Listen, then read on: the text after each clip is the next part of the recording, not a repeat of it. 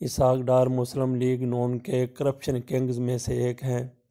اسحاق ڈار پر corruption کے کئی charges ہیں۔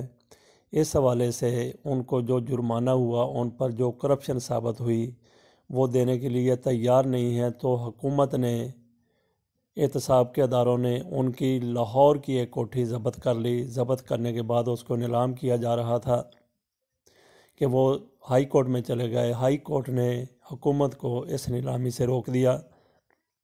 حکومت نے یہ کیا کہ اس میں ان لوگوں کے لیے جو بے آسرا ہیں، بے سہارا ہیں، جن کا شہر میں کوئی ٹھکانہ نہیں ہے، کھانے کی کوئی جگہ نہیں ہے، رہنے کی کوئی جگہ نہیں ہے، ان کے لیے وہ کوٹھی کھول دی۔ وہاں پہ وہ بے سہارا لوگ جن کو اسٹیشن کے اوپر بھی بینچوں کے اوپر لیٹنے کی جگہ نہیں ملتی تھی، وہ اب اس بہترین 5 اسٹار قسم کی کوٹھی میں وہ رہیں گے۔ تو وہاں پہ ان کو کھانا جو بھی حکومت نے بنائے ہیں لنگر خانے، ان کے مطابق ملے گا، جس طریقے سے کھانا ملتا ہے۔ تو بہرحال اگر اسحاق ڈار کے اوپر کرپشن کے الزامات سچ ثابت ہو گئے ہیں، درست ثابت ہو گئے ہیں، جیسا کہ ان کی کوٹھی کو ضبط کرنے سے لگتا ہے، اگر یہ بالکل درست ہے تو یہ ہونا یہ چاہیے۔